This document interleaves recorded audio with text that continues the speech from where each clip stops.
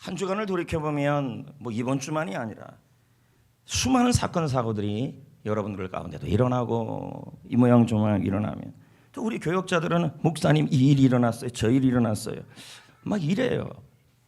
적당히 하셔도 되는데 또 성도들이 절 찾아와서 이런 일이 일어났어요, 저런 일이 일어났어요. 그거 볼 때마다 많이 눌리는 걸 봅니다. 여러분 그렇게 눌려버린다는 것은 참 사탄이 좋아할 것 같아요.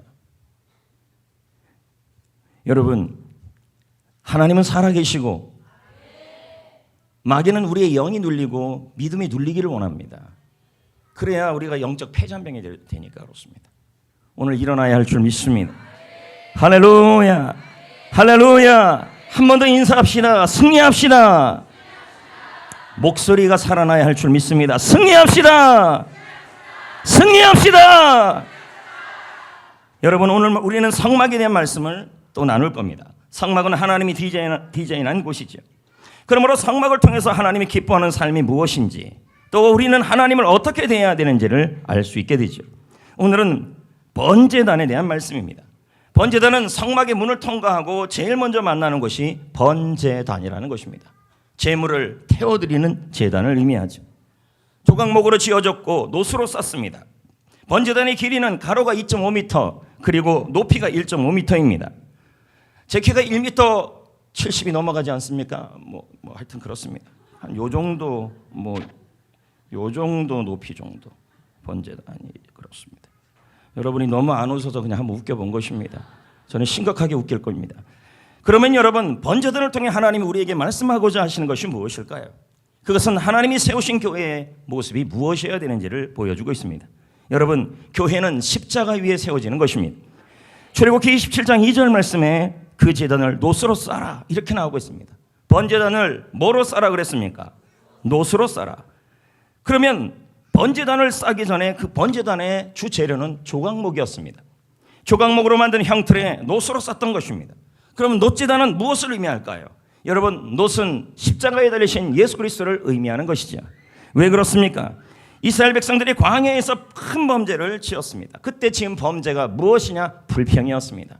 이번 주일 설교 시간에도 말씀드리겠지만 불평은 아무리 그것이 맞는 얘기를 할지라도 우리 모두에게 유익이 안 됩니다. 어떤 분이 저를 찾아서 이렇게 말할 수 있습니다. 목사님 아무개가 말하는 것은 다 맞는 것 같은데 그거 들어보면 불평이라고요. 여러분 아무리 맞다 할지라도 그게 불평이라면 모든 사람을 다 불행하게 만듭니다. 이건 주일날 들어보면 나옵니다. 불평은 전염됩니다. 확실합니다. 이건 마인드 바이러스입니다. 이건 주일날 나오는 것입니다. 그들은 광야에서 범죄를 했습니다. 어떤 범죄를 했냐? 불평이죠. 그랬더니 하나님께서 그 모습을 보면서 너무 좋아 보이지 않았습니다. 그래서 뱀을 보내죠. 불뱀입니다. 불평에는 불이 붙어야 되는가 봅니다. 불뱀. 모든 백성들을 물었습니다. 죽어갔습니다. 그러자 하나님은 그들에게 모세에게 말하기를 뱀을 만드는데 놋으로 만들어라. 놋뱀을 만들어라. 그리고 놋뱀을 높이 달게 했습니다. 그리고 말했습니다. 너희들이 이 놋뱀을 보는 자는 살 것이다. 민수기 21장 8절 9절에 다음과 같이 말합니다. 여호와께서 모세에게 이르시되 불뱀을 만들어 장대 위에 매달아 물린 자마다 그것을 보면 살리라. 9절에 모세가 놋뱀을 만들었다. 놋으로 뱀을 만들었다는 것입니다. 그래서 장대 위에 큰 장대 위에 달았습니다. 그래서 뱀에 물린 자마다 쳐다본 즉 살아났던 것입니다. 쳐다보면 살아나는 것입니다. 쳐다보기만 하면 살아난다는 것입니다. 그런데 예수님께서 요한복음 3장에 자신이 놋뱀이라고 설명하고 있습니다. 놋으로 달려있다. 요한복음 3장 14절 15절 모세가 강에서 뱀을 든 것 같이 놋으로 만든 형상의 뱀을 들어서 살아난 것처럼 인자도 나 예수도 달려야 하리라. 십자가에 달려야 하리라. 15절 말씀에 그를 믿는 자는 그를 보는 자는 영생을 얻게 하려 합니다. 예수의 십자가를 보는 자는 살아난다라는 것입니다. 영생을 얻는다는 것입니다. 지금도 살아난다는 것입니다. 오늘도 여러분 십자가를 보는 자는 설마 목사님 십자가만 바라보도 삽니까? 십자가를 찬양하고 십자가를 바라보기만 해도 여러분의 영이 살아날 줄 믿습니다. 크게 아멘 하십시오. 집에 가서 아멘 하시면 안 돼요. 이번에 전국 컨퍼런스에서 제일 많이 하는 말이 이 말이에요. 제발 지금 좀 안 해라. 아멘을 너무 안 해요. 교회들마다. 집에 가서 아멘 하면 미쳤다 그러니까 여기서 하십시오. 할렐루야! 십자가를 바라봐야 합니다. 이 조각목은 나무를 의미하죠. 근데 그것을 뭐로 썼어요? 노소로 썼다 그랬습니다. 성막을 연구하시는 분들은 이것을 해석하기를 이 조각목은 나의 죄성이다, 나의 자아다. 이 자아를, 이 인간의 모습을 교회 생활할 때, 신앙 생활할 때 인간의 모습을, 나의 자아를, 아담의 본성을 십자가로, 예수 그리스도의 은혜로 감싸야 된다. 그래야 십자가의 능력이 나타나고 나의 자아가 죽어야 예수의 능력이 나타나기 시작합니다. 사도 바울이 얘기하지 않습니까? 뭐라고 얘기합니까? 내 안에 사망이 역사하여야만 너희 안에 생명이 역사할 수 있다. 여러분의 자아가 죽어야만 예수 그리스도의 능력이 살아서 일하신다는 말입니다. 아사, 내가 죽어야 생주, 주님이 살고 타생, 남이 산다. 셀리더가 죽어야, 곤주로 목사가 죽어야, 이건 제가 아멘 할 때 하지 말아요. 곤주로 목사가 죽어야, 아멘. 여러분이 죽어야 주님이 살아서 여러분의 문제 속에서 일하십니다. 내가 살아있고 내 자아가 살아있으면, 내 자아가 살아있으면 우리 주님은 일하지 않아요. 바울이 뭐라 그럽니까? 내가 예수의 죽음을 내 몸에 짊어지면 또한 너희 속에 예수의 생명이 나타나게 하려 합니다. 여러분, 내가 죽어야 주님이 일하시고 남이 살아나는 것이죠. 교회도 마찬가지입니다. 자아가 살아나면 교회는 죽습니다. 사탄마귀는 계속 우리의 자아가 일어나기로 하죠. 이번에 제자학교 지금 하고 있지만 이 자아는요, 날마다 죽어야 합니다. 불끈불끈 일어납니다. 여기 있는 이 제자 훈련을 시키는 권준호 목사도 제 스스로가 날마다 나는 그리스도와 함께 죽고 십자가에 못 박혀 죽었고 그리스도가 내 안에 산다는 고백과, 그리고 경건의 훈련을 안 하고 매일 안 하고 있으면요, 또 자아가 살아나요. 열받는 일이 있으면 열이 날 겁니다. 저도요. 날마다 죽어야 돼요. 여러분은 다 죽어서 아멘이 안 나옵니까? 날마다 죽어야 된다니까요. 내가 죽으면 하나님이 일하신다니까요. 내가 죽으면 십자가의 능력이 나타난다니까요. 고린도전서 1장 18절, 십자가의 도가 멸망하는 자들에게 미련한 것이죠, 구원을 받는 우리에게는 하나님의 능력이라.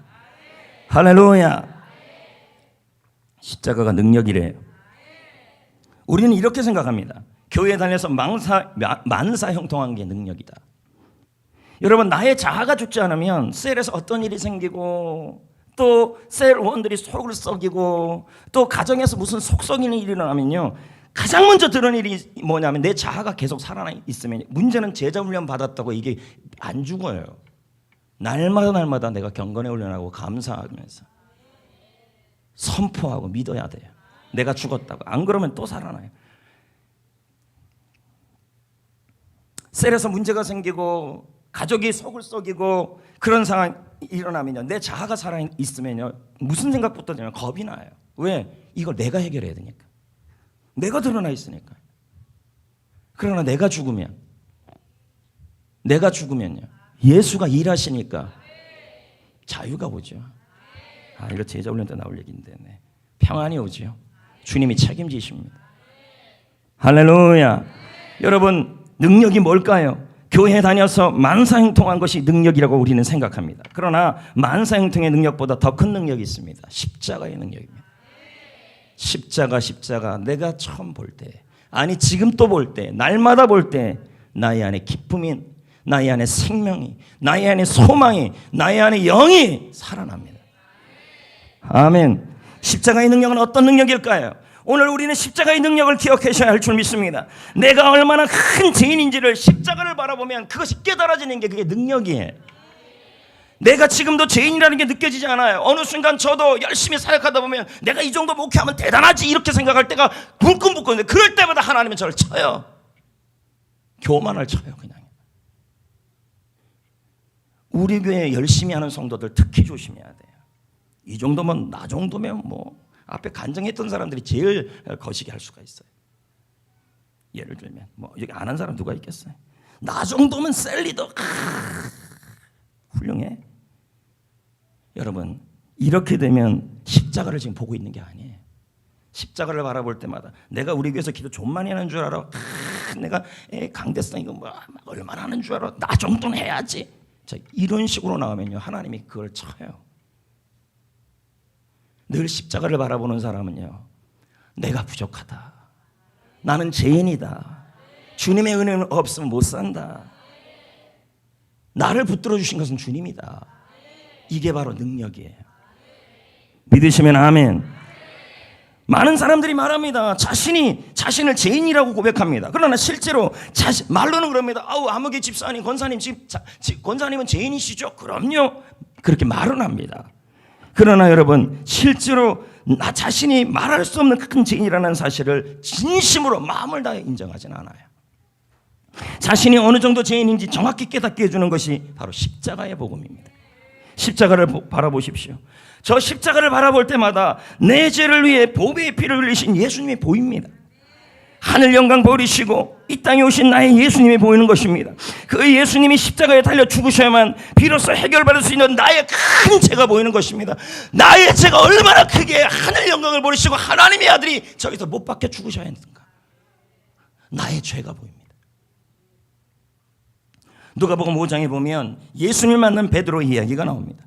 밤새도록 고기를 잡지 못합니다. 예수님이 깊은 데로 가서 그물을 던지라 그럽니다. 근데 많은 고기를 잡았습니다. 우리는 이런 상태에 되면 오케이, 하나님이 우리 사업장에 복을 줬다, 우리 자녀들에게 복을 줬다, 와, 지금 문제 다 해결됐다, 우리 예수님 만나서 깊은 데로 가서 순종했더니 많은 고기 잡았다, 우리는 여기에서 막 감격하며 11조하고 감성금하면서 간증한다고 이럴 것입니다. 근데 베드로는 그렇게 말하지 않았어요. 많은 고기를 잡아 신나지 않았어요. 우리 사업장이 지금 너무 잘 되고 있습니다. 지금 내 일터가 너무 잘 되고 있습니다. 그래서 난 너무 신납니다. 실제 베드로에겐 그 일이 일어났어요. 그것도 순종해서요. 근데 베드로는 물고기를 많이 잡은 것에 기뻐하지 않아요. 오히려 예수님께 무릎을 꿇어요. 주님, 저는 죄인입니다. 저는 이것이 능력이라고 봅니다.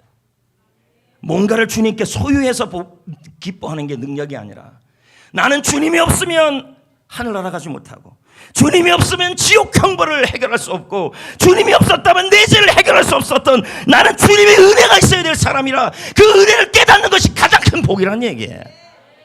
우리 성도들은 말합니다. 흔히들 우리 교회 성도들이 그런다는 건 아니겠죠. 순종했더니 목사님 많은 고기 잡았습니다. 주여 나는 복을 받았습니다. 거기에 감동하기 전에 우리는 어디에 능력을 얻어야 되냐면 주님의 십자가의 은혜예요. 베드로는 전혀 상황에 맞지 않는 반응을 보입니다. 횡재 만졌으니 당연히 좋아해야 했습니다. 그렇지만 예수님의 말씀으로 기적이 일어나는 순간 그는 영의 눈이 열렸습니다. 예수님이 누구시고 예수님이 누군지를 깨달은 것이죠. 여러분, 이것이 바로 영안이 열린 사람들의 표징입니다. 표징. 지금도 동일합니다. 하나님의 은혜로 십자가의 은혜를 깨달은 성도들, 주님의 십자가를 바라보는 성도들, 그 십자가를 바라보면서 예수님을 십자가에 못 박은 사람은 바로 나구나, 내가 바로 저기에 못 박혀 있어야 되는데 나의 예수님이 못 박혔구나, 그걸 깨닫는 것이 바로 능력입니다. 많은 고기 얻는 게 능력이 아니라, 여러분, 물론 얻어야죠. 그 능력도 있어야죠. 그러나 여러분, 가장 큰 능력은 그 많은 물고기를 얻은 그 소유를 가지고 우리가 우리의 죄를 해결할 수 있는 건 아니라는 거죠. 물론 사업장도 잘 돼야 되고 자녀도 잘 돼야 되죠. 네, 그 아멘은 하시네요. 네. 그것도 잘 돼야 되지만 진짜 우리가 느껴야 될 복은 십자가를 바라보면서 내가 달려야 될 저 자리에 나의 예수님이, 나의 죄를 때문에, 나의 이 수많은 죄들 때문에, 나의 죄성 때문에 나 대신 달리신 그 예수님이 보여야 돼. 그러면요, 이게 보이면요, 여러분 인생에 수많은 환난과 고난과 아픔과 속썩인 일이 일어나도요, 예수님의 십자가의 사랑이 보이면요, 아무 문제가 안 돼요. 왠지 알아요? 십자가에서 건지신 그 사랑이 있는데 뭔들 해결 안 하겠습니까? 여러분, 십자가의 능력은요, 진짜 복이 무엇인지를 알려줘요. 어떤 사람은 그럽니다. 목사님, 저는 예수 믿고 복을 받은 게 없어요. 복을 받은 게 없대요. 공감하는 분들도 있을 것입니다. 그런데 정말 예수님께 받은 복이 없을까요? 저는 진짜 복은 내 죄가 사해지는 복이라고 생각합니다. 세상에서 돈, 명예, 성공을 다 얻었다 해도 숨긴 죄악이 모조리 드러나는 순간이 온다면 무슨 소용이 있겠습니까? 박근혜 대통령이 감옥에 있고 수많은 사람들이 감옥에 있는데 그분들에게 청와대가 무슨 소용이 있고 대통령의 명예가 무슨 소용이 있습니까? 그들에게 제일 큰 복은 죄 사해지는 거죠. 그게 있어야죠. 나와야죠. 나중에 죽어서 하나님 앞에 갔습니다. 그런데 우리의 지난 과거의 기록이 모두 그대로 다 있다면 우리는 얼마나 괴롭겠습니까? 천국 도서관에 우리의 과거의 모든 일들이 담긴 그러한 영화가 필름처럼 전부 보관되어 있다면 아마 우리 모두가 그 자기 필름을 지키느라고 아무것도 못할 것입니다. 여러분의 지난 모든 죄악들이 저 천국에서 하나님 앞에 섰을 때 그게 모두 그 필름이 다 보여진다면 얼마나 우린 두렵겠습니까? 그러나 여러분, 우리는 두렵지가 않습니다. 이미 모든 필름이 다 과거, 현재, 미래의 죄가 다 속해진 것입니다. 이걸 제3이라고 그럽니다. 에베소 1장 7절에 우리는 그리스도 안에서, 그리스도 안이란 말은 십자가 안에서, 예수 그리스도의 십자가 안에서 나의 죄가 모두 주님이 다 짊어지신 것입니다. 그러니까 고린도후서 5장 21절에 우리 예수님이 우리의 죄가 되셨다고 그랬습니다. 나의 죄가 십자가를 바라보면서 주님이 내 죄 때문에 짊어진 게 보여야 해요. 그리고 그 죄를 주님이 속해 주셨어요. 그리스도 안에서 그 은혜의 풍성함에 따라 그 피로 말미암아 속량 곧 제사함을 받았다. 우리는 죽은 이후에 아무것도 피할 수 없는 심판대 앞에 설 것입니다. 여러분, 이 시간에 낱낱이 한 명도 빠짐없이 우리의 죄가 낱낱이 주님 앞에 공개될 날이 올 겁니다. 하지만 우리는 그리스도 안에서, 십자가 안에서 예수 안에서, 십자가의 능력 안에서 저의 죄물, 여러분의 허물, 죄악이 다 주님이 씻어주셨습니다. 시편 30편 1절에 허물의 사함을 받고 여러분의 죄가 가려진 자는 복이 있도다. 제3의 복이 있다는 거죠. 아멘. 그래서 여러분의 죄를 다 짊어지신 거예요. 아까 그 제3이라는 단어는 과거, 현재, 미래를 다 포함하는 거예요. 이사야 43장 25절에 뭐라 그럽니까? 나는 너희의 허물을 도말하는 자라. 이 도말이 뭔 뜻이 아십니까? 나는 너희의 죄를, 허물을 삭제시킨다는 말이에요. 딜리트 키를 누른다는 말이에요. 하나님은 여러분의 죄를 십자가에서 딜레트 D-E-L-E-T-E 눌러버렸다는 거예요. 딜리트, 슬래트 뭐 비슷한 거 있습니다. 한번 탁 십자가로 탁 눌렀다는 거죠. 그게 너무 간단해서 여러분 십자가 안 보십니까? 나는 그래서 너희 죄를 기억지 아니하겠다. 그게 이사야 말씀이에요. 딜레트 키를 눌렀다는 말이에요. 십자가로 이미. 그래서 여러분, 십자가를 바라볼 때마다 나는 복을 못 받은 사람이라고 그러지 말고 나는 진짜 복을 받은 사람이다. 어떤 분은 그럽니다. 나는 진짜 복을 못 받았다. 이걸 하나님이 들으시면 뭐라고 하실까요, 여러분? 하나님은 우리의 죄 때문에, 우리의 죄 문제를 해결하기 위해 하나밖에 없는 자신의 그 귀중한 아들, 맏아들을 여러분에게 내어주시고 우리에게 내어주신 분이십니다. 우리는 이미 가장 큰 복을 받은 사람인 줄 믿습니다. 십자가를 바라볼 때마다 나는 내 죄를 주님께서, 예수님께서 나를 대신해서 저 십자가를 지고 계시는구나. 그래서 가시멜루관을 쓰시고 찔리시고 상하시고 나를 대신해서 그렇게 하셨구나. 그리고 내 죄를 속해 주시는구나. 거기서 우리는 하나님의 사랑을 보는 거죠. 여러분, 십자가를 통해 자신이 죄인임을 발견하고 그 죄가 모두 용서함을 받았다는 사실을 우리는 알게 됩니다. 그러면서 우리는 뭘 깨닫게 되는지 아십니까? 도대체 이해할 수 없는 하나님의 은혜를 알게 되는 거죠. 죄는 분명히 내가 졌는데, 죄는 분명히 여러분이 졌는데 죄값은 자신의 아들에게 치르게 하신 거죠. 이거 이해할 수 없는 사랑이죠. 그리고는 도리어 하나님의 자녀가 되는 복을 저와 여러분에게 주신 것입니다. 이것은 이해할 수 없는 사랑이죠. 이사야 53장 5절 6절에 그가 찔림은 우리의 허물 때문이라. 예수님이 십자가에서 찔리고 있었습니다. 그건 우리의 허물 때문이래요. 그가 상함은 우리의 죄악 때문이라. 그가 십자가에서 상한 것은 나의 죄악 때문이라는 것입니다. 그가 징계를 받음으로 우리는 평화를 누리고 그가 채찍에 맞음으로 저와 여러분은 나음을 입었도다. 우리는 당한 양 같아서 지금도 어제도 오늘도 계속 그를 통하여 나의 자아가 불뚝불뚝 일어나고 나의 죄성이 일어납니다. 각기 제 길로 갔거늘 여호와께서 나의 모든 죄악을 예수님께 담당시키셨도다. 대부분의 사람들이 이 말씀을 알고 있습니다. 그리고 믿고 있다고 말합니다. 진짜 믿고 있습니까, 여러분? 진짜입니까? 정말 믿고 있습니까? 정말 믿고 있다면요, 표정부터 달라질 겁니다. 나를 위해서 아들을 주셔서 그 아들이 나의 허물과 죄를 위해 십자가에서 죽으셨다는 그 나의 죄가 보이고 예수님의 사랑이 보이고 예수님이 내 죄를 속했다는 그 사랑이 보인다면 이 땅에서 환난이나 적신이나 가난이나 기근이나 수많은 갖가지 일어나도 그 하나님의 사랑, 그리스도 안에 있는 하나님의 사랑에서 끊을 수가 없다는 걸 압니다.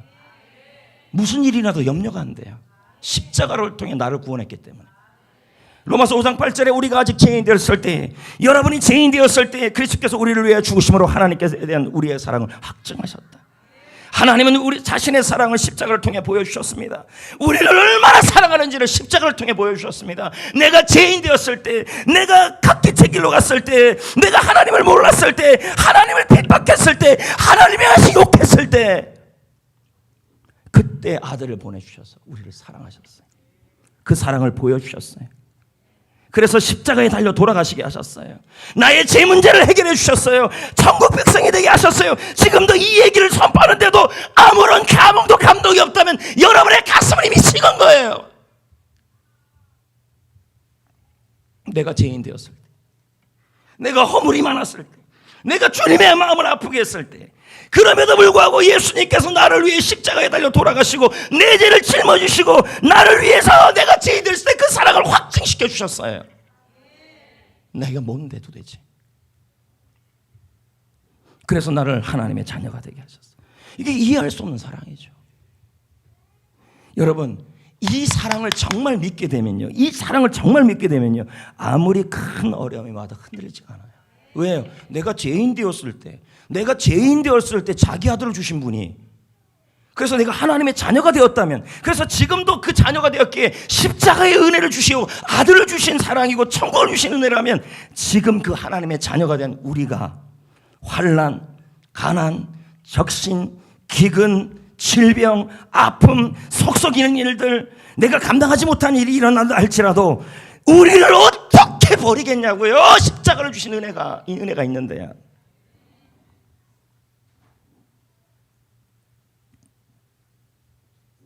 고통이 하나님의 사랑의 끝이라는 사실을 믿지 마십시오. 고통으로 우리는 하나님의 사랑이 끝나지 않아요. 왜 어려움이 생길 때마다 마음이 자꾸 흔들흔들거리고 힘들어지고 답답해지고 그러냐면요, 다 저도 그렇고 여러분도 그렇고 다 십자가를 알아요. 근데 문제는 현재 지금 십자가를 경험하지 않아요. 나의 죄를 짊어진 예수님이 보이고, 내가 죄인 되었을 때, 내가 주님의 속을 썩였을 때 나를 위해 아들 예수를 보내주신 그 사랑으로 나를 죄를 사해 주시고 나의 죄를 딜리트 시켜주시고, 이거 억만금을 줘도 못 이길 일을 위해 그렇게 시켜주시고, 그리고 나를 위하여 하나님의 은혜를 부어주셨는데, 지금 하나님의 그 사랑을 받고 하나님의 자녀가 된 내가, 저와 여러분이 때로는 교통사고를 당하고 때로는 수많은 질병에 처하고 때로는 감당하지 못할 수많은 일들, 내 힘으로 감당하지 못할 수많은 일이 일어난다 할지라도 십자가를 바라본다면, 내가 죄인 되었을 때도 사랑해 줬다면 지금 이 고통 중에서도 그 사랑 안 변한다는 얘기죠. 보십시오. 다시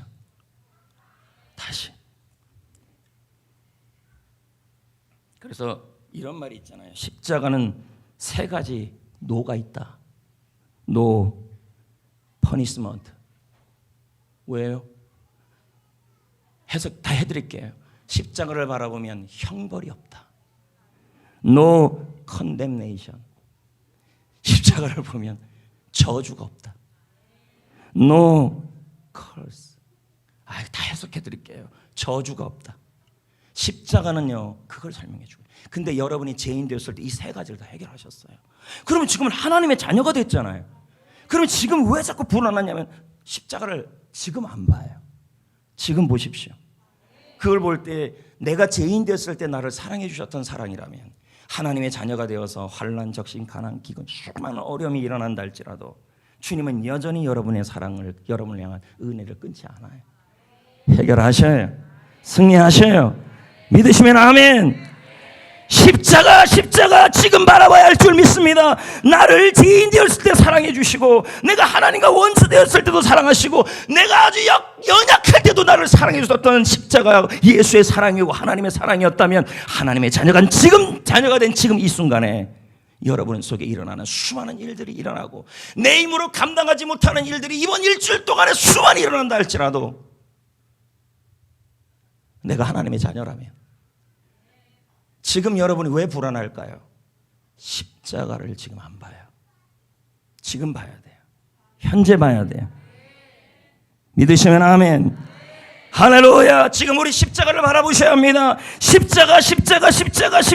그 십자가가 나를 변화시키고, 그 십자가가 나를 일으키시고, 그 십자가를 바라볼 때 나는 마음속에 자신감이 생기고 담대함이 생겨요. 지금의 한란도 문제가 안 된다. 왜? 하나님의 사랑은 내가 죄인 되었을 때도 사랑했는데, 하나님의 자녀가 됐다면 뭐가 문제가 되냐?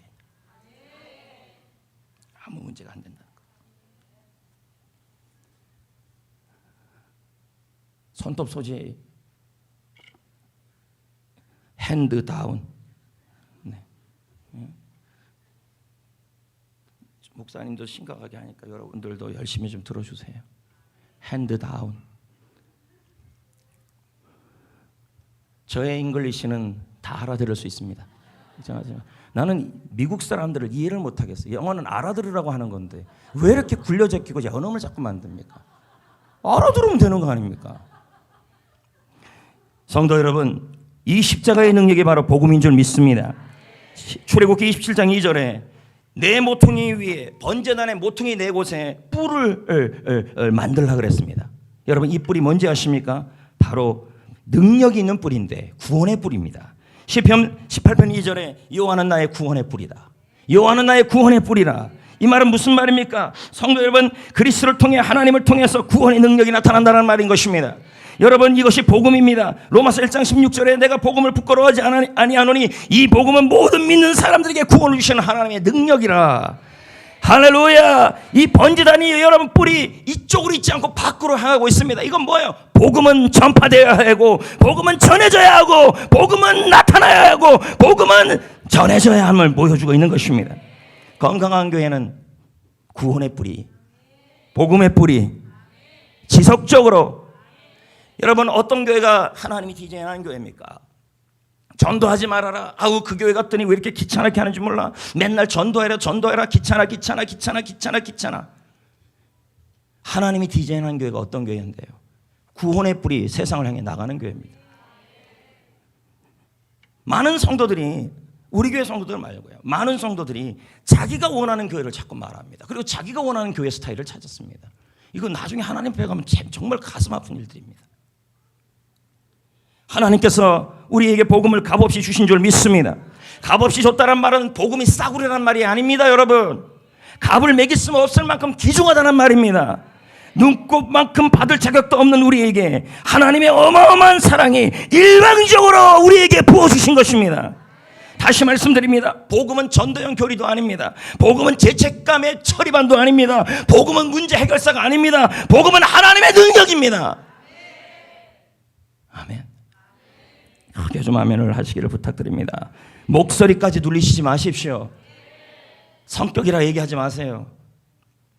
자꾸 눌려요. 그러면요. 예수님이 5,000명을 먹이셨습니다. 기적이 일어났습니다. 병자가 나왔습니다. 그러자 많은 사람들이 예수님께 몰려왔습니다. 엄청난 숫자가 몰려왔습니다. 말 그래도 우리가 말하는 부흥이라고 할 수 있습니다. 이건 우리가 말하는 부흥은 하나님이 말하는 부흥이 아니라 오늘날 성도들이 말하고 일반적으로 말하는 부흥을 말합니다. 뭐예요? 숫자가 5,000명 온 겁니다. 예수님 말씀 좋고 기적 좋으니까 몰리는 거죠. 숫자가 몰리는 현상. 오늘 우리가 회개해야 될 부분들이 이런 부분입니다. 숫자가 많이 모이는 게 부흥이라고 생각하고, 기적이 있어 기적으로 몰리고, 그리고 그게 부흥이라고 얘기를 합니다. 그나마 우리 교회가 덜합니다. 그러나 용인 노예만 나가봐도 다 그렇게 얘기하면, 아, 그게 몇 명 모여요? 숫자 몇 명이에요? 전국을 다녀봐도 그렇습니다. 그래서 예수님이 표적이 아니라, 나는 너희들에게 표적이 아니라 영생을 솟아나는 양식, 양식, 예수 그리스도, 생명, 복음, 그걸 말하겠다. 그렇게 열광하는 무리들이 예수님이 그런 말씀을 하니까, 차원 높은 말씀을 하니까 전부 다 5천 명이 다 사라졌습니다. 예수의 제자만 남았습니다. 예수님 당시에 제자들이 이렇게 했습니다. 목사님이래요. 예수님이 너무 영생 말씀 가르치고 예수님이 복음만 얘기하고 영생만 얘기하고 양식 알 수 없는 먹을 양식 얘기도 안 하고 왜 저들에게 필요한 거 편한 거 얘기 안 하고 그런 거 얘기 안 하면 안 됩니까? 예수님? 그러면 예수님 5천 명이 아니라 2만 명, 3만 명이 모일 겁니다. 편하게 좀 하면 안 됩니까? 예수님이 그런 말 안 합니다. 너희도 가려느냐? 너희도 가려느냐? 베드로가 뭐라 그럽니까? 영생의 말씀이 여기인데 내가 어디 가겠습니까? 예수님은 숫자 노름에 관심이 없습니다. 예수님은 사람의 숫자도 중요하지만 그들의 중심, 본질, 생명, 영생, 사람 세우는데 12명에 집중하는 목회를 하셨다는 것입니다. 빨리 가려 하지 마세요. 바르게 갑시다. 분명히 여러분 영혼을 구원하고 제자 삼는 사역하다 보면요 5천 명이 여러분 주위에 떠나는 일도 있을 것입니다. 저 사람이 이 사람이 이런 사람이 영혼 구원하고 제자 삼는 거 너무 부담스럽지 않아? 이렇게 말하는 사람이 있을 수 있습니다. 이해하셔야죠. 그럼에도 불구하고 우리가 잘못된 것입니까? 그러면요 순간 이런 생각이 들 겁니다. 혹시 내가 잘못된 길로 가고 있는 게 아닌가? 왜요? 일반적 교회들은 전부 다 이렇게 안 하니까요. 전국을 다녀봐도 그렇게 안 하니까 저를 데려다가 그렇게 하라고 지금 말하는 지금 일이 일어나는 거 아닙니까? 너무 편한 교회들이 많다는 거죠. 숫자 노름하고. 예수님이 양식 안 주고 예수님이 물고기 안 주니까 5천 명이 다 떠났습니다. 어떤 교회가 하나님이 디자인한 교회입니까? 어떤 교회가 예수님이 목회했던 그 교회입니까, 여러분? 사람들이 말하는 그 교회가 예수님이 목회한 교회입니까? 예수님이 말하는 이 교회가 예수님이 목회한 교회입니까? 지금 성경에 말하는 요한복음 6장의 교회입니다. 오늘날 많은 사람들이 교회를 나옵니다. 감사할 일이죠. 질병, 가난, 정서적 고통 등을 다양한 필요에 때문에 교회를 나옵니다. 물론 그것이 잘못된 일은 아닙니다. 왜요? 나의 하나님은 필요도 채우시는 분이시니까. 하지만 여러분 그런 필요를 채운다고 해서 복받을 인생이라고 말할 수 있습니까? 필요만 채우면 정말 행복합니까? 아까 말한 베드로처럼 그 배에 순종했더니 수많은 물고기를 잡았던 그것이 그것만 얻으면 정말 행복합니까? 진짜 행복은 길과 진리신 생명이신 예수 그리스도를 만나고 그 예수님의 제자가 되는 것입니다. 여러분 돈 문제만 해결되면 평안이 옵니까? 그렇지 않습니다.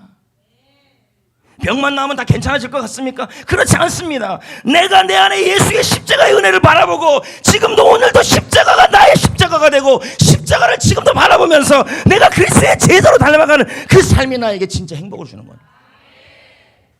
돈만 벌으면 정말 하나님 열심히 예수 믿겠습니다. 저는 그런 사람들 치고 예수 똑바로 믿는 사람 없습니다.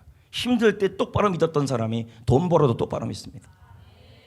힘들 때 제대로 주님 사랑했던 사람이 돈 벌어도 주님 사랑합니다. 예수님께 몰려든 군중은 자신의 문제만 바라보았습니다. 빵과 생선을 통하여 배부르게 먹으면 그것으로 나는 어마어마한 복을 받았다고 생각했습니다. 그리고는 그것이 채워주지 않으니까 이 예수님의 교회는 예수님이 역사하는 교회가 아니야. 이 교회는 하나님이 일하는 교회가 아니야. 편한 교회가 아니야. 불편한 교회야. 복음은 무슨 복음이고 예수는 무슨 예수고 제자가 되면 무슨 제자가 돼. 난 관심 없어. 편한 곳으로 갈 거야. 참된 제자를 세우는 예수님에게 관심도 없었습니다. 여러분 제가 예전에 삼척에 있는 큰빛교회 얘기를 한 적이 한 번 있어요. 이 교회는 다른 교회를 다니다가 부득불 그 교회로 온 가정들도 있었다고 합니다. 그분들은 오면서 이렇게 얘기합니다. 여기서는 절대로 분란 일으키지 않겠습니다. 그런데 이분들이 왔더니 뭐라 그럽니까? 바나바 사역이 마음에 안 들어요. 결국은 새가족 공부를 하고 나서 등록하고 나서 교회를 비방하고 목회를 비방하고 리더들을 비방하기 시작해요. 교회가 너무 하라는 게 많다. 이 김성태 목사 책에 나오는 얘기예요. 뭐 이렇게 하라는 게 많은지. 와가지고 양육이 왜 필요한지 모르겠다고 양육자를 비롯해서 모든 사람들의 입에 그 사람들을 자기네 입에다 올려내면서 그 사람들 입에 놓으면서 양육자 누가 문제야? 이건 뭔 교회가 뭐 이래? 하라는 건 뭐 이렇게 많아? 담임 목사님이 뒤늦게 사태를 파악하고 그냥 둘 수가 없었습니다. 몇 번을 권면했어요. 결국은 하나님께 기도해봤더니 같이 갈 수 없다는 결론이 내려진 거죠. 성도님들이 얘기를 다 그 성도님의 얘기를 다 들어봤습니다. 말씀을 들어보니까 그 성도님은 정말 그 교회랑 같이 갈 수 없겠다는 거. 얼마나 불평을 많이 하는지. 딱 하나 그거에 결국은요. 교회가 하라는 게 너무 많다는 거죠.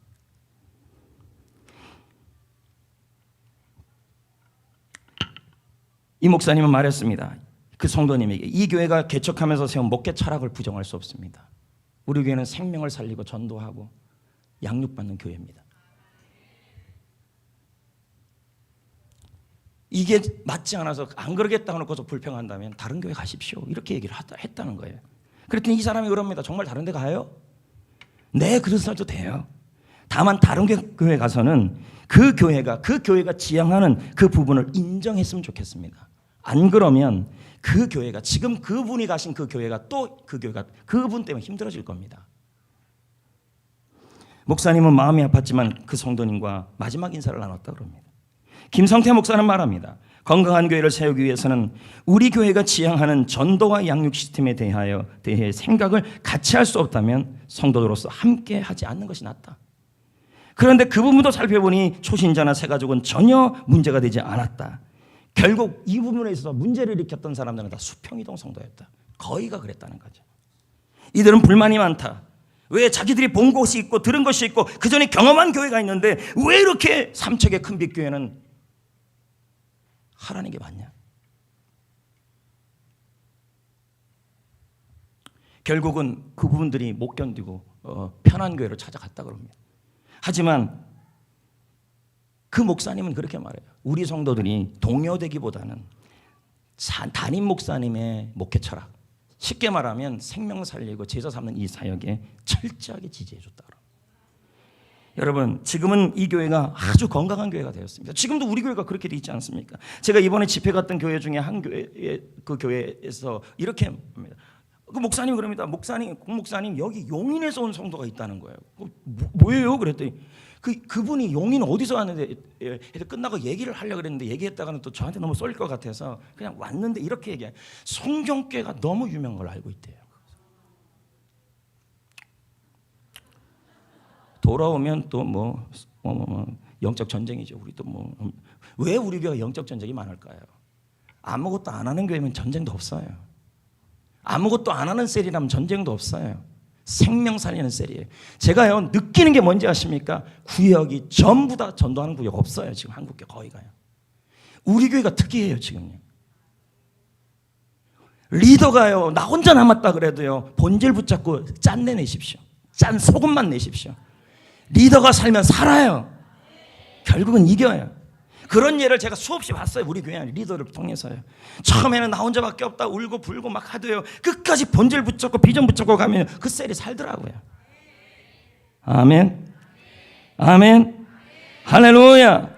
할렐루야. 아까 예수님도 그랬잖아요. 예수님도 5천 명이 오면 뭐합니까? 자기들 편한 것만 찾는데요. 주님의 목회는 그런 목회가 아니었다니까요. 할 건 많은데 앞에 찬양 오래 해가지고 내가 오래 해가지고 옆 사람에게 인사합시다.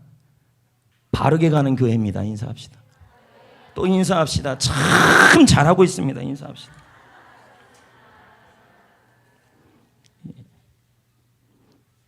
너무 잘하고 있습니다. 여러분이 잘하려고 하지 말고 바르게 하고 주님 바라보고 십자가 바라보고 가다 보면 속썩이는 사람도 있고 힘들게 하는 사람도 있습니다. 저는요 묵상할 때마다 이런 생각이 들어요. 예수님도 제자 훈련 시켰던 12명 전부 십자가 앞에서 다 도망갔어요. 셀리도 여러분, 세론들이 속을 썩이고 그럼 저는요 일주일에 4시간 4번을 제자 훈련하면 정말 많이 나와야 되잖아요. 내가 다녀봐도 저같이 제자 훈련 많이 하는 사람이 없더라고요. 안 변화되는 사람도 나와요.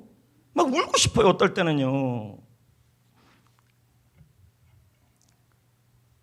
근데 예수님은요 3년을 제자훈련 시켰는데 십자가 앞에서 다 도망가 버렸잖아요. 뭐 돌아오긴 했지만요. 한 명 빼놓고는.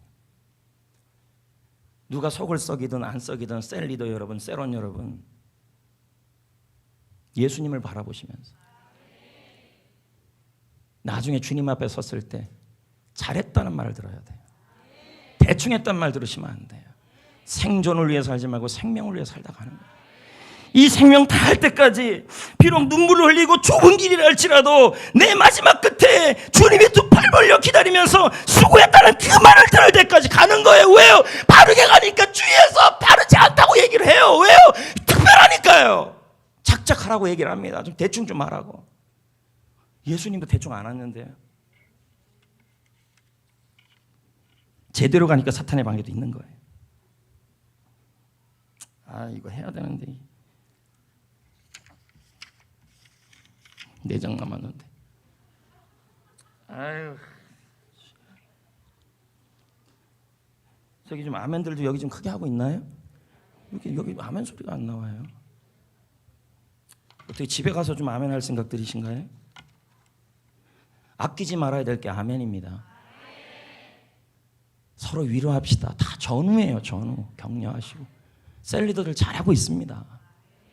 나 혼자 남아도, 아니면 2명이 남아도 3명이 남아도 본질 붙잡고 가셔야 합니다. 사람에게 인정할 겁니까? 바울이 뭐라 그랬습니까? 내가 사람을 기쁘시게 할까? 아니다. 난 하나님을 기쁘시게 할 것이다. 사람 눈치 보고 하는 게 아니라 난 주님 보고 하겠다. 주님을 기쁘시게 하겠다.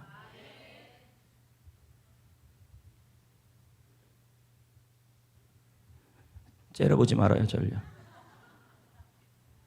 그럼 목사님은 지금 체력이 있어서 합니까?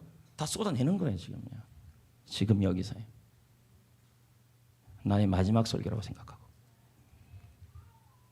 복음과 함께 운명을 함께 합시다. 주님을 바라봅시다. 레위기 6장 13절을 봅시다. 뭐 시간이 걸려도 해야 되겠어요. 좀 늦게 끝나죠. 뭐 싫으세요? 정주리가 제일 싫어하는 것 같은데. 레위기 6장 18절 빨리 끝낼게요. 자, 봅시다. 불은 말씀 불은 시작. 불은 끊임없이 제단 위에 퍼져 꺼지죠. 여러분, 번제단의 불은 꺼져야 돼, 안 꺼져야 돼요? 불은 뜨거워야 돼요. 잠시라도 꺼지면 안 돼요. 그래야 제사를 감당할 수 있는 거예요. 절대 불이 꺼지면 안 돼요. 번제단은요. 이것은 교회는 불이 꺼지면 안 된다는 거예요. 이 불이 아니에요. 영적인 불이에요. 뜨거움은 교회의 본질이에요. 교회는 뜨거워야 돼요. 그래서 자꾸 제가 그 뜨거움이 뭐로 나타나는데요? 열정과 목소리와 기도와 예배에 대한 감격에서 나타나요. 주님이 그래야 인지하시니까요. 뜨거움이 없는 교회는 교회의 역할을 감당할 수 없어요. 여러분, 번제단에 불이 있었잖아요. 불을 꺼뜨리지 말라잖아요. 교회는 불이 계속 붙어야 한다는 거예요. 오순절에 내린 성령의 불은 지금도 불 붙고 있는 것입니다.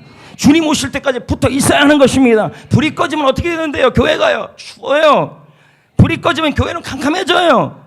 불이 꺼지면요, 세상이 교회를 우습게 봐요. 성령의 불이 언제 임한 줄 아십니까? 기도할 때 하늘의 문이 열리고 불이 임했어요. 역대하 7장 1절 솔로몬이 기도를 마침에 하늘에서 불이 내려왔다. 네? 그리고 열왕기상 18장 38절 여호와여 내게 응답하소서, 여호와여 내게 응답하소서. 엘리야가 기도했죠. 그랬더니 38절 이에 여호와의 불이 내려왔다. 기도할 때 불이 내려와요. 여호와여 내게 응답하소서. 하늘의 문을 열어 주옵소서. 성령의 불을 내려 주옵소서. 살아있는 교회는 뜨거운 교회입니다. 영이 뜨거운 교회예요. 영적으로 뜨거운 교회예요. 주님 오실 때까지 교회는 불을 꺼뜨리면 안 됩니다. 성령의 불이 꺼진 교회가 있기 때문인 것입니다. 성령의 불이 꺼진 성도가 있으면 교회는 불이 약해져요. 그러기 위해서 헌신이 필요해요. 출애굽기 27장 7절에 이 번제단을 어깨에 매라 그랬습니다. 어깨. 무거워요? 안 무거워요? 무겁죠. 술에 매지 않고 어깨에 매라.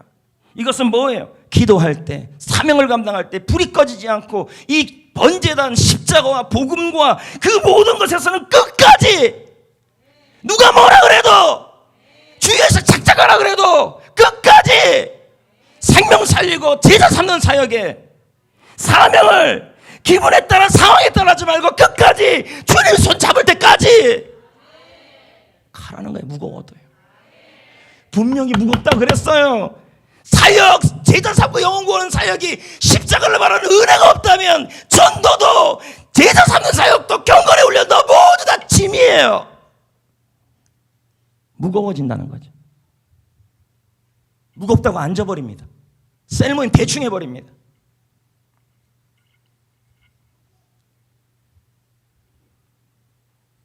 먹든지 마시든지 하나님의 영광을 위하여. 진짜 부흥이 뭔지 아십니까? 숫자가 모이는 게 부흥이 아니에요. 다시 살아나는 거예요. 리바이벌입니다. 아무리 거대한 풍채의 사자라도요, 죽으면 비참하기 짝이 없는 거죠. 아무리 아름다운 외모를 가진 미인도요, 죽은 시체로 누워있으면 끔찍한 거죠. 성도 여러분, 살아있는 생명체, 살아있는 사람, 내 영이 약해져 있고 병들어 있으면 아무도 옆에 안 갑니다. 인생도 교회도 외형적으로 아무리 교회가 웅장해도 죽어가고 있다면, 병들어가고 있다면 아무 소용이 없는 거죠. 교회는 살아있어야 합니다. 크게 아멘 하십시오. 여러분은 살아있어야 합니다. 교회가 살아있어야 세상에 건들지 못해요. 교회의 부흥은 기도를 통해 임해요. 여러분의 대충 기도가 교회를 약화시키고 교회의 영성을 약화시키고 세상이 우습게 만드는 거예요. 제대로 기도하세요. 오늘요. 놀라고 교회 왔던 건 아니잖아요, 여러분. 교회가 살아있으면요, 마귀가 두려워할 정도의 영적인 야성이 있어야 돼요. 야성은 소리에서 나고 기도에서 나와요. 아멘. 아무리 우리 교회가 사회봉사 많이 해도요, 그 사회봉사를 통해 세상에 영향력을 미치는 것도 있겠지만 진짜 세상을 변화시키는 것은 뭐냐면 영적 권위와 야성이에요. 그 부흥은 기도에서 나와요.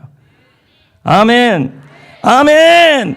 기도를 통하여 하늘의 문이 열린다잖아요. 강력하게 기도하십시오. 이 자리에 대충 하지 마세요. 내 영이 약하니까 자꾸 세상에 휩쓸리는 거예요. 썩은 고기처럼, 병든 고기처럼 휩쓸리는 거예요. 이 일 저 일에. 여러분 제대로 가고 있어요. 제가 하나님 앞에 중심을 잡고 있잖아요. 여러분도 중심을 잡고 있잖아요. 전 세계의 부흥을 보면 하나같이 다 성령의 역사는 강력한 기도였어요. 하늘의 문이 열리고 기도의 불이 임했어요. 웨일즈의 부흥 어떻게 일어났습니까? 여러분, 웨일즈의 부흥은 이반 로버츠라는 한 청년이 20살, 12살서부터 기도하며 성경 읽고 기도에 전념하고 10년의 부흥을 놓고 기도했습니다. 그렇게 강력하게 한 사람의 기도를 통하여 웨일즈의 부흥이 일어났고 수많은 사람이 변했고 술집이 텅텅 비어졌고 술을 안 팔고 가게에 뭐 이거 뭐예요? 글자가 뭐예요? 안경을 술집이 문 닫았고 술 주점기와 도박꾼들이 구원을 받았어요. 부흥은요, 자, 셀리더 여러분, 성도 여러분, 우리 세론들의 변화는 어디서 나오니까 여러분의 강력한 기도예요. 아멘. 오늘 우리 강력하게 기도합시다. 강력하게 기도합시다. 아멘. 그 강력한 기도가 한국으로 돌아왔고 1906년에 존 스톤 선교사가 들어와 웨일즈의 부흥은 통성기도였다고 알려주자 한국 성도들이 이것을 자신의 트레이드 마크로 만들어서 통성기도가 한국의 기도가 되어버렸습니다. 1907년에 평양의 장대현에서 길손주 목사가 우리 그러면 새벽기도 하자. 그날 새벽에 700명이 모여서 간절히 하늘 향하여 하늘의 문을 열어달라고 기도의 불을 달라고 기도했습니다. 기도에 강력한 은혜가 임하자 불이 임했고 부흥이 임했고 그 부흥이 야성이 되어서 평양의 모든 도박장과 평양의 모든 거시기들을 변화시켰습니다. 변화는 기도에서 나와요. 하나님은 살아계십니다. 네, 그 하나님이 지금도 여러분을 다스리시는 줄 믿습니다. 많은 상황이 힘들고 우리 인생에 수많은 영적 전쟁들이 있다 할지라도 여러분, 우리가 믿음으로 도전하면 이 전쟁은 하나님의 전쟁이 될 줄 믿습니다. 그 하나님을 찬양하기를 원합니다. 다 같이 찬양합니다.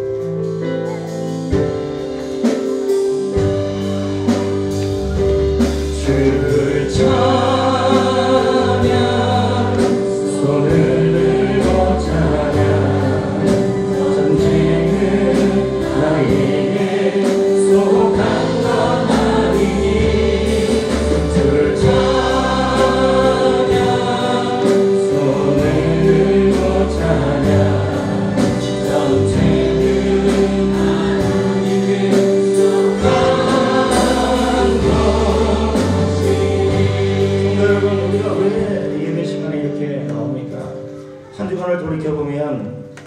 별의별 일들이 여러분 가운데 다 일어났을 것입니다.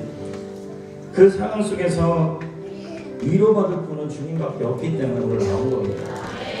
주님이 여러분을 만져주시고 힘을 주셔야 합니다. 그러기 위해서는 예배자가 되시기를 축복합니다.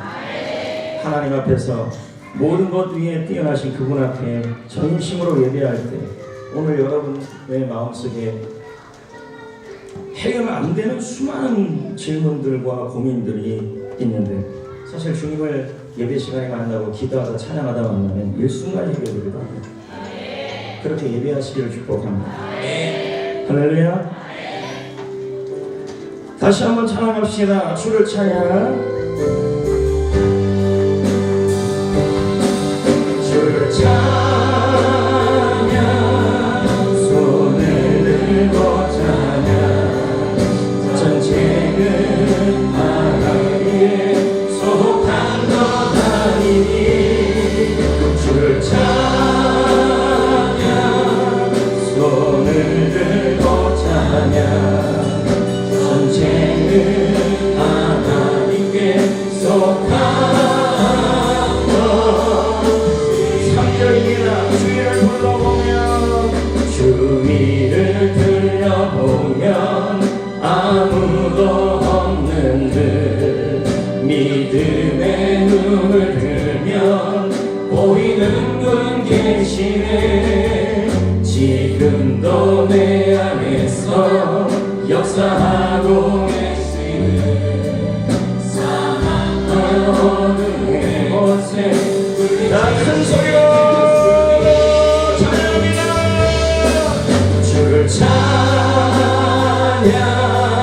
손을 들고 찬양.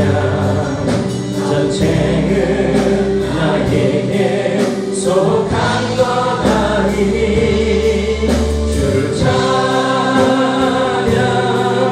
손을 들고 찬양. 전쟁은 나에게 속한 것. 다시 한번 부릅니다. 주의를 불러보면 아무도 없습니다. 주위를 둘러보면 아무도 없고 나 혼자만 있는 것 같을 때가 있을 것입니다. 주님의 사역을 감당하다 세를 감당하고 복음을 감당하다 양육을 감당하다 보면 나 혼자 있는 것만 같을 것입니다. 그러나 주님이 계십니다. 주님이 여러분 안에서 일하고 계십니다. 혼자가 아닙니다. 내 곳에 물리치신 예수님 다같이 큰 소리로 찬양합니다. 손을 들고 찬양. 전쟁은 나에게 속한 것 아니니 주를 찬양. 손을 들고 찬양. 전쟁은 하나님께 속한 것. 한 번 더 부릅니다. 주를 찬양. 주님밖에 없습니다. 영적 전쟁에서 승리하는 길, 문제의 전쟁에서 승리하는 길 오직 주님밖에 없습니다. 지금도 살아계시고 일하시는 주님, 손을 들고 찬양. 전쟁은 하나님께 속한 것. 다시 한번 부릅니다. 주의를 불러보면 주위를 둘러보면 아무도 없는 듯 믿음의 눈을 들며 보이는 분 계시네. 지금도 내 안에서 역사하고 계시는 사망의 어둠의 곳에 물리치신 예수님 주를 찬양. 주를 찬양. 손을 들고 찬양. 전쟁은 나에게 속한 것 아니니 주를 찬양. 손을 들고 찬양. 전쟁은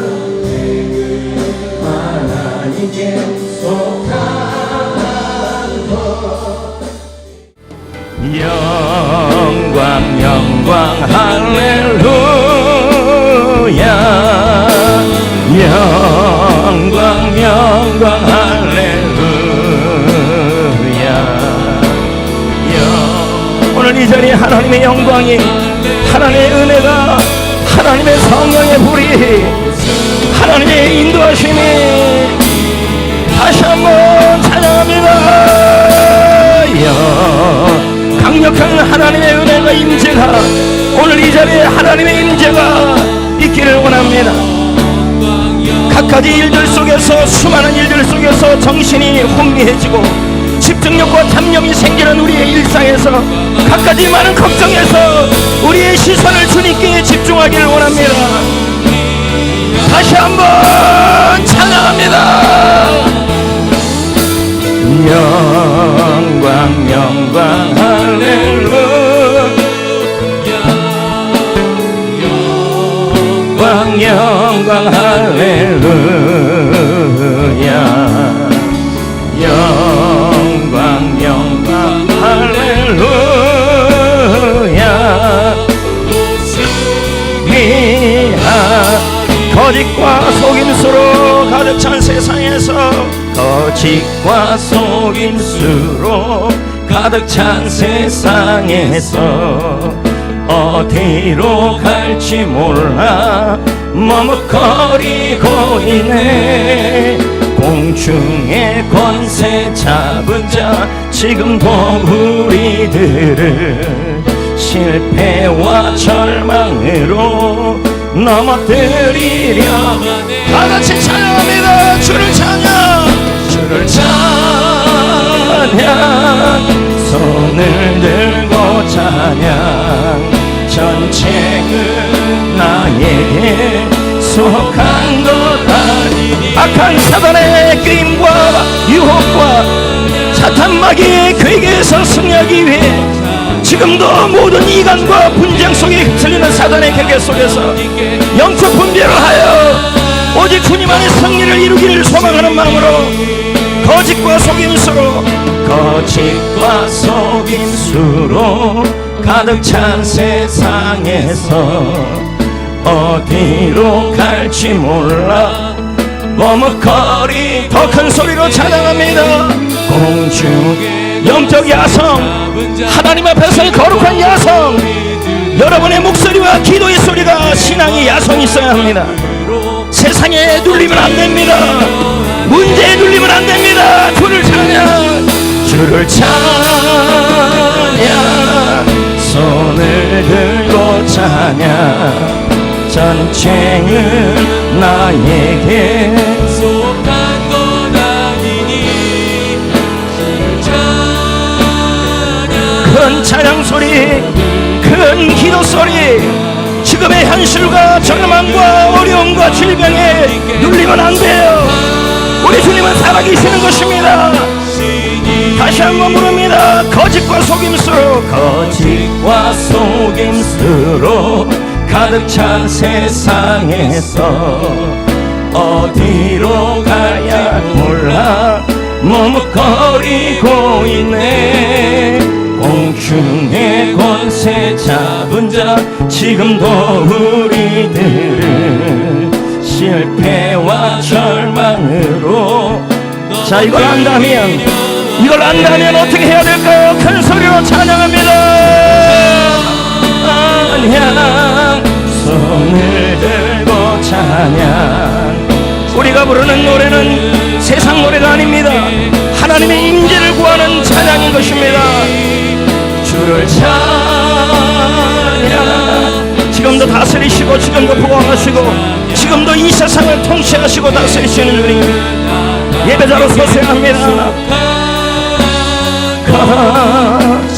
이 영광 할렐루야 영광 영광 할렐루야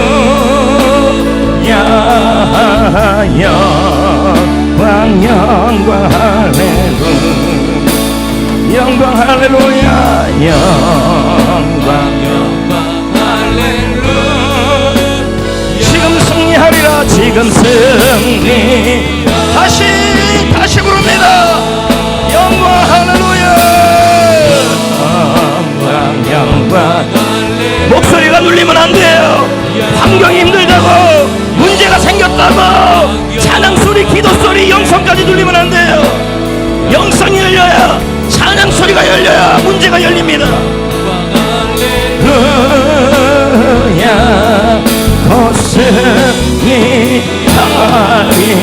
마귀들과 3절입니다.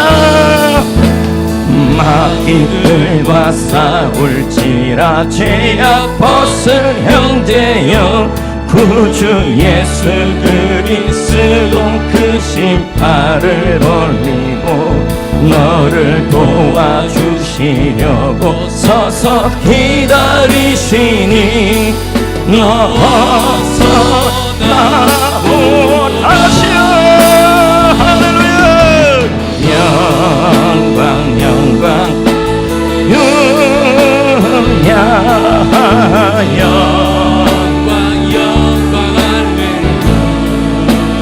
영광 할렐루야.